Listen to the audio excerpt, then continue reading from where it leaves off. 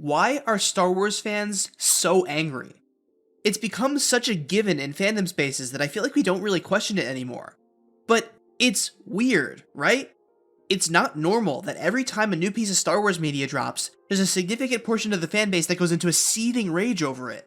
A lot of people assume this all started with The Last Jedi, but fans were mad about Star Wars way before that. Remember the trailer for The Force Awakens? When a bunch of people lost their minds over Kylo Ren's little side lightsaber things and how they made no sense because you could just cut them off? And before that, it was the prequels. And before that, it was the special editions of the original trilogy. Star Wars fans seem incapable of being normal about a movie. And this isn't something we should just accept. We should be wondering why the fandom is like this. These are supposed to be fun stories. They shouldn't be making people miserable. Oh, and in case you think I'm up here on my high horse scolding fans for feeling this way, I am very much including myself in this. As somebody interested in understanding the craft and mechanics of fiction, I usually approach media with a measure of emotional distance. I consider myself a fan of stories first, and a fan of a specific franchise second. But Star Wars does something to me. When I watch Star Wars and notice flaws, I find myself getting viscerally upset. Whenever something new comes out, I can't just let myself enjoy it. I twist myself up inside as I watch, thinking, please, please be good. It gets at something deep within me. Somehow, Star Wars has this unique ability to make me feel really bad. I want to know why. What is it about Star Wars specifically that makes me, and so many others, have such strong opinions about what it should be? I did some soul searching, and I waded through plenty of toxic internet discourse, and I found something. There's a common thread that links every major complaint about every part of Star Wars, and it has to do with authorship. Let me ask you this. Who does Star Wars belong to? Taken literally, you might say it belongs to the Walt Disney Corporation. But more broadly, I think most people can agree that a story doesn't have an owner. Star Wars belongs to everyone and no one. We all get to experience it, we all experience it differently, and all of our opinions, perspectives, and interpretations are valid. That's how art works, right? At least, that's how it's supposed to work. With Star Wars, instead of everyone's opinions being respected and valued, you have fans tearing each other apart and shouting each other down to make sure that their opinion is the dominant one. Why is that? Here is my thesis statement, my theory about the cause of this sickness at the heart of Star Wars.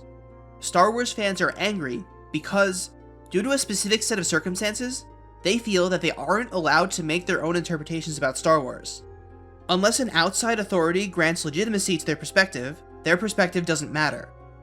What outside authority gets to decide what matters? The author of Star Wars. Star Wars has an author crisis, and here's why.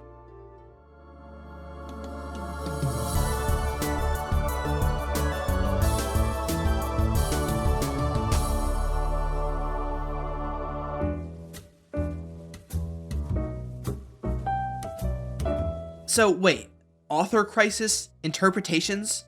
What do I mean by all that? Let's do some Literary Analysis 101 and briefly go over the concept of death of the author. Death of the author is a concept coined by scholar Roland Barthes, and it's become part of the generally accepted way to approach art in our culture. When you consume art, sometimes it can be tempting to try and ask the author what it means, why they made it, and what message they were trying to send. They're the author, they made the art, so if they tell you how they want you to interpret the art, then that interpretation must be correct, right? But Death of the Author states that no, the author isn't the ultimate authority. Maybe the author knows their work better than most, but even they don't know everything about what they made. An author has unconscious thoughts, feelings, and biases that influence their work in unintentional ways, and the work can connect with the lives and experiences of the audience in ways the author never expected. My favorite example of this is the painting Nighthawks by Edward Hopper. Nighthawks is this eerie painting of a diner at night. Somebody once asked Edward Hopper why the diner doesn't have a door, but it turns out that Edward Hopper just forgot to paint one. There was no larger intent behind the missing door, he just forgot. But that doesn't make it meaningless. The lack of a door still has an effect on the audience. My interpretation of the painting is that it feels off, it's unsettling, and part of the reason it feels that way to me is that there's no door. It's a building that you can't enter or leave. It gives me the heebie-jeebies. And maybe to someone else, the lack of a door makes the diner feel cozy and comforting. Even if Edward Hopper didn't intend either of those things, both of those interpretations are still meaningful. Oh yeah, and that thing I said about him forgetting the door? He never said that. That story is one of those internet urban legends. It never happened. You really think someone would do that? Just go on the internet and tell lies? That's the thing. It doesn't matter what he said about the painting. The painting has an emotional effect on you, the audience, and that's the important thing. Death of the Author states that you shouldn't worry about trying to ask the author what their work means. In fact, you should act as if the author is dead, so you can't ask them even if you wanted to. Instead, you have to figure out what the art is communicating to you on its own. What does any of this have to do with Star Wars? Everything. See, Death of the Author is easy enough in theory. If the author doesn't do a lot of interviews or they really are dead, it's easy enough not to worry about what they thought, because you'll never know anyway. We'll elaborate on that. No, I won't. But what happens when the author is alive? What happens when they talk about their work constantly, publicly, and they continually explain in detail how you're supposed to interpret their art? Again, it's like poetry, so if they rhyme. That is ultimately the core of the whole dark side, light side of the Force. The good guys are the rebels. They're using asymmetric warfare against a highly organized empire. When I did it, they were Viet Cong. From the very early days of Star Wars, George Lucas has been telling us his own interpretations of his work. In a lot of areas of discussion surrounding the movies, it's his voice that dominates the conversation. This is a problem that exists across all of modern media. Humans like it when complicated questions have easy, straightforward answers. It's in our nature. So when we have a question about a piece of art, and the artist is right there ready to spoon-feed you an answer, it's really tempting for your brain to just latch onto that answer as the right one. Even if you believe in Death of the Author, and know that you shouldn't do this, after hearing what the author says so many times, you start to believe it. It's inevitable. This effect is more common than ever in the age of the internet, when you can search up anything the author's ever said in seconds. J.K. Rowling in particular has gotten a lot of flack for oversharing opinions of her work, and Lindsay Ellis has a great video essay exploring this issue as it applies to Harry Potter. This might be a problem that affects all media, but Star Wars and George Lucas are a special case. The thing with George Lucas's interpretations is that a lot of the time, they're very different from pretty much everyone else's interpretations. Like, remember what the Jedi Order was like in the prequels? The Jedi taught its members that they should never feel any emotions ever. Be mindful of your feelings. Your thoughts dwell on your mother. Afraid to lose her, I think. I sense much fear in you. That's super toxic and unhealthy. People need to be able to have emotions. And the story pretty clearly frames this philosophy as a bad thing. Qui-Gon and Obi-Wan often rebel against the Order's strict laws, and we're meant to root for them. And most importantly, these laws directly lead to the Jedi's downfall. Anakin Skywalker is taught that he's not allowed to feel his feelings, which takes a serious toll on his mental health until he finally snaps and joins Palpatine to help kill all the Jedi. Train yourself to let go of everything you fear to lose. Okay. Lots of other people have pointed this out over the years. The story sends a pretty clear message that it's important to feel your feelings, and it's bad to keep everything bottled up inside. The Jedi Order's lifestyle is unattainable and harmful. This is the clear, intended message the story is trying to send, and I can't imagine how anyone else could possibly think otherwise. Fear leads to anger. Anger leads to hate. And hate leads to suffering. Oh. Wait. George Lucas's intention was to depict the Jedi as right. George Lucas believes it's a good thing to repress your emotions. What? How did he believe that and end up writing a story that communicates the exact opposite? This is what Death of the Author is all about. The author can say whatever they want, but at the end of the day, you have to look at what the story is telling you. But I haven't really answered that initial question. Why are Star Wars fans so angry? Everything I've described so far can apply to pretty much any media franchise. What makes Star Wars different? Well, it's not just that the author shows his interpretation. It's that there are forces at play working to ensure that it's the only interpretation. Time and time again, Star Wars fans have been punished for believing something about Star Wars that differs from whatever the almighty author decided is true. This is outrageous. It's unfair. Look at the special editions of the original trilogy. Decades after these movies came out, George Lucas decided that he wanted to make some changes to make them more in line with his original vision. People hate these things. And by people, I mean me. I hate these things. But the reason people hate them has very little to do with quality. In fact, I'd say a lot of the changes were good, in theory. No, the reason what George Lucas did was bad is that he broke a sacred unwritten agreement between artist and audience. Once the artist makes something and then releases it out into the world, they give up control over it. It now belongs to the audience to experience and interpret it however they want. You can't just go back and change it, because no matter how small the change is, you'll be changing something that somebody out there has a relationship with. You'll inevitably end up telling someone that their perspective on what the art is wrong. This is epitomized by the Han shot first debate. For those unaware, in the first movie, Han Solo has a shootout with Greedo and kills him, but the scene was edited in a way that made it hard to tell who pulled the trigger first. This kind of ambiguity is the perfect place for multiple interpretations to arise. In the years following its release, tons of different ideas sprang up about who shot first and why. Some people thought Han shot first because he's a cold and ruthless person, which highlights how much he changes to become a hero by the end of the movie. Some thought Han shot first because that's a totally reasonable thing to do, and why wouldn't he? It was self-defense. Anyone would do the same thing. Some thought Han let Greedo shoot first because underneath the callous exterior, he's a man of honor, which only becomes clearer as the movie goes on. Some people thought Han waited for Greedo to shoot first so that he could justify murdering him without getting in trouble. Some thought they fired at the exact same time. And some thought that none of this matters anyway, Greedo's dead either way. There are dozens of possible interpretations someone could have about this little moment. But then the special edition came out, and it was re-edited to clearly show that Han shot second. George Lucas had heard people debating this, and he took it upon himself to tell us all what the right answer was. Quote, Han Solo is going to marry Leia, and you look back and say, should he be a cold-blooded killer? Because I was thinking mythologically. Should he be a cowboy? Should he be John Wayne? And I said, yeah, he should be John Wayne. And when you're John Wayne, you don't shoot people first. You let them have the first shot. In an instant, all those other interpretations were wiped out, leaving only the one that George Lucas deems the correct one. He told countless people that their perspective on the story wasn't valid. That's not okay. I can't think of a worse violation of the connection between art and audience. This was a terrible, horrible, stupid, dumb, bad thing to do, and I hate it. I hate it so much. Okay, no. Gotta stay calm. This isn't a rant. This is measured, thoughtful, literary analysis.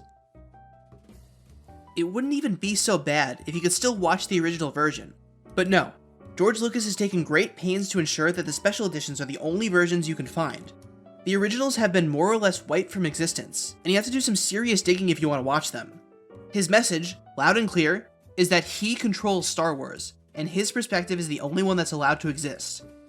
It's like if you paint your house white, and somebody comes along, well, that should be a greenhouse. Well, fine, but I wanted to paint it white. I don't think there's anything wrong with painting it white. I don't think there's anything wrong with me for painting it white. Maybe it should be a greenhouse. But I didn't want it to be a greenhouse. I wanted it to be a White House. And that's been the trend with Star Wars, and the people who control it. Like when Disney bought Star Wars, they declared the entire expanded universe, 30 years of spin-off content, as non-canon. If you enjoyed any of those stories, Disney said to you, too bad, those don't count. That's the next part of this whole issue. Canon. In the era of modern franchises, the concept of canon is another thing that nobody really questions. But isn't that also super weird? You have some installments that everyone treats like the real story, and other stuff that doesn't matter for some reason. Why are these the only ones that count? The sacred Jedi texts! You can't even say that the canon is all by one author, because George Lucas hasn't been involved in any new Star Wars stuff for a while now. What makes these more valuable? Oh yeah, the Walt Disney Corporation says so. They own the copyright, and they get to decide what's real Star Wars and what's fake Star Wars. I think the majority of anger about Star Wars can be traced back to this idea of a running canon, a continuous story. You know, with most other works of fiction, when a sequel or spin-off or remake comes out that's bad, no one really cares that much. Sure, people might be disappointed that it wasn't as good as they hoped, but most people forget about it and move on, happy to just love the original. But that's not how Star Wars works. A new Star Wars thing is never allowed to be just a dumb little sequel. Every new bit of Star Wars is positioned as an official and definitive continuation of the Star Wars saga. The way they're written and marketed and the way audiences interact with them, every new movie or show becomes an integral part of the ongoing Star Wars canon story. And you're basically forced to accept it as such, whether you like it or not. This isn't just another new Star Wars movie. This is Episode 7, picking right up where Episode 6 left off. Forget any other stories you might have heard. This is what really happened. This issue is most obvious with the Disney sequels, but I think the earliest example of this being a problem is Midi-Chlorians. The first prequel, The Phantom Menace, introduced this idea that people have these microscopic creatures in their bodies that allow them to connect with the Force, and the more you had, the stronger with the Force you were. People hate this. I'm speaking secondhand here because Midi-Chlorians never bothered me much. Probably because episode 1 came out when I was a little kid and I never really questioned it. But this made people mad, and when you ask them why, they'll say that it gave the Force too much of a concrete explanation. In the original trilogy, the Force was pretty vague. We didn't know how it worked, so each person could have their own individual idea about how it worked. But with Midi-Chlorians, Phantom Menace told a large chunk of people, you were wrong about the Force, here's how it actually works. In particular, I think a lot of people imagined that anybody could use the Force and be a Jedi if they tried hard enough. That let them imagine that they could be a Jedi someday. But Phantom Menace introduced this idea that some people are more Force sensitive than others, and that only very special little boys and girls can be Jedi. You can never be a Jedi, it's canon now, deal with it. Sorry not sorry. Now, if this were a normal franchise, this wouldn't be a big deal. Usually, bad canon is a minor annoyance that can be worked around. That's how comics have operated for years. Even though tons of comics are technically canon, sometimes a writer will take the story in a direction everyone hates, so everyone will collectively pretend it never happened, and future stories will ignore it. I recognize the council has made a decision, but given that it's a stupid decision, I've elected to ignore it. But once again, Star Wars doesn't do that. Phantom Menace isn't just another Star Wars movie. It's episode 1, the definitive beginning of the story. They changed the numbering of the original movies just to give this movie more weight. It matters.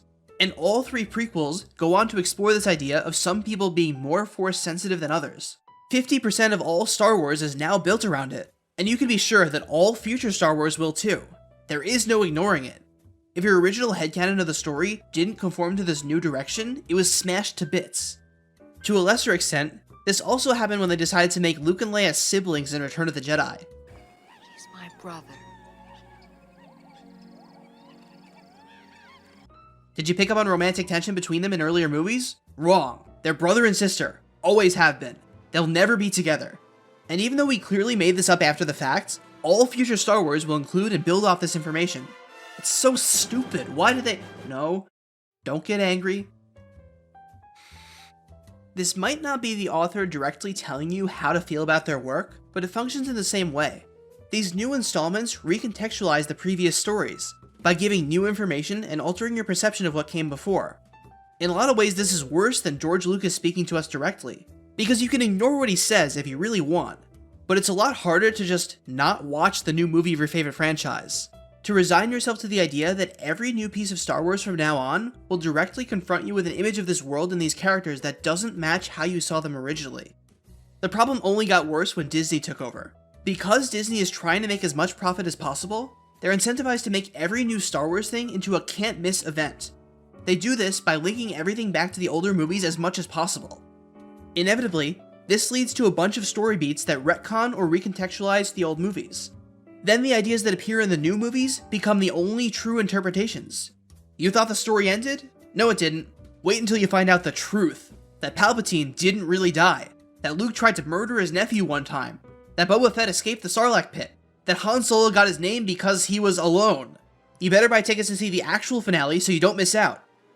What's that? You think that's dumb? You just want to watch 3 movies or 6 movies and be done? What are you, nuts? These new movies are just as important. If you want to have any meaningful interactions in the fandom anymore, you better be up to date on the complete story. Everyone's going to be talking about the new movies, and when they talk about the old movies, it'll be all tied up in what happens to these characters later in the new movies. This isn't Luke's lightsaber anymore, we're selling it as Rey's lightsaber. And if you say otherwise, you're being a weird contrarian hipster getting in the way of everyone's fun. So get on board and stop complaining. Sorry. I keep trying to stay calm, but like I said, Star Wars does this to me. Plus I get ornery when I'm claustrophobic.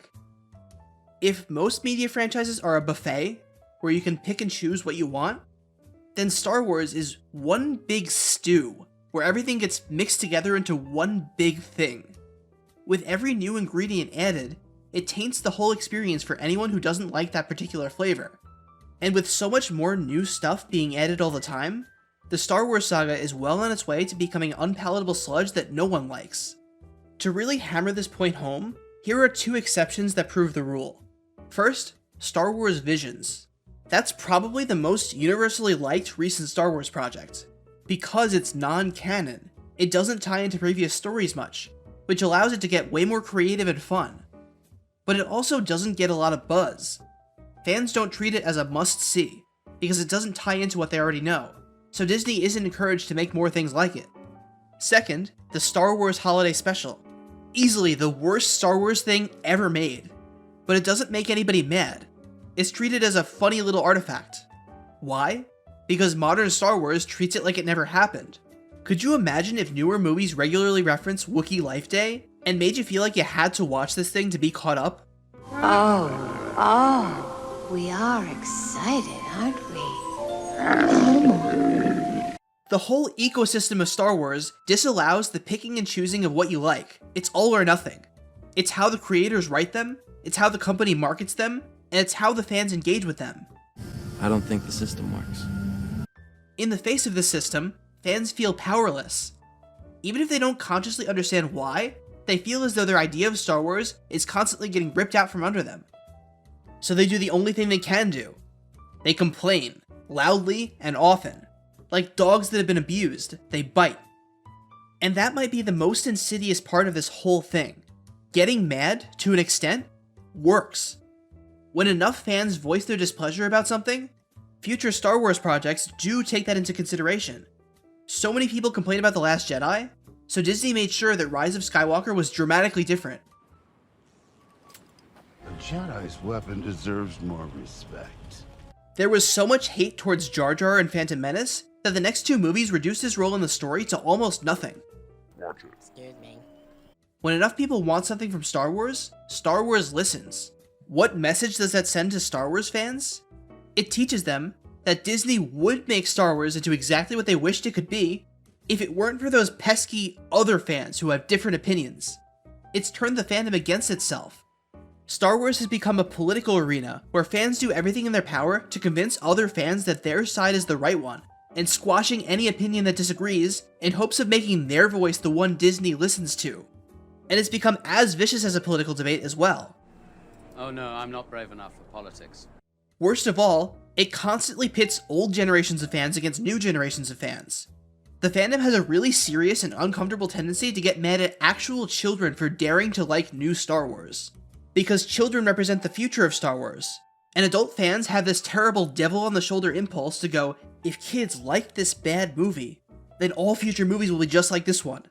I need these kids to know that they're supposed to hate it. I've seen this cycle repeat several times. I grew up during the era of the prequels. I thought Jar Jar Binks was the funniest thing ever when I was like 8. Revenge of the Sith is my favorite Star Wars movie. And the special editions offend me on principle as an artist, but those are the versions I grew up watching. I've never seen the original editions of the original trilogy. To a certain subset of older fans, that's probably horrifying. But I don't feel deprived. I don't feel like my childhood was stolen from me, like some adult fans like to say. That just was my childhood. And it's happening again with the new generation and the Disney movies. The whole Rey's lightsaber thing seems like such a pointless thing to get mad about, and it is, but it's a proxy argument against the idea that teaching children that the sequels are worth enjoying. This situation has convinced fans that other fans are their enemies. It has fans at each other's throats trying to nudge the franchise in a direction they want. But these fights are a distraction. They completely miss the real problem. Nobody's asking, why do I need Disney to give my opinions legitimacy?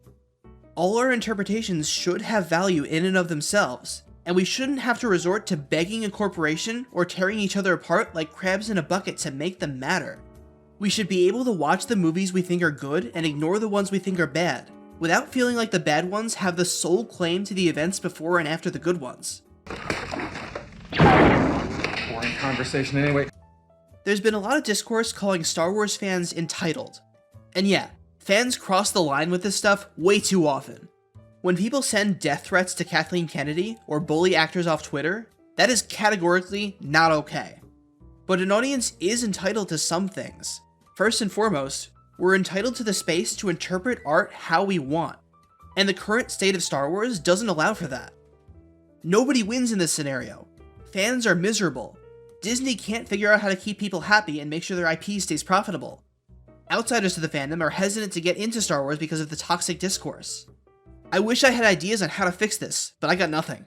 Making people aware of the problem is the best I can do. Star Wars is, in so many ways, a modern myth, and there's never just one version of a myth. Ideas get passed back and forth, with all kinds of people telling versions of the story, retelling and remixing and engaging in artistic expression together. Those myths are then used to better understand our culture and ourselves. But the modern media landscape has created an ecosystem around myth-making that's deeply unnatural, where a single powerful entity, either a person or a company, is the only person who gets to add to or change that myth. And Apollo will help you if you disagree with them.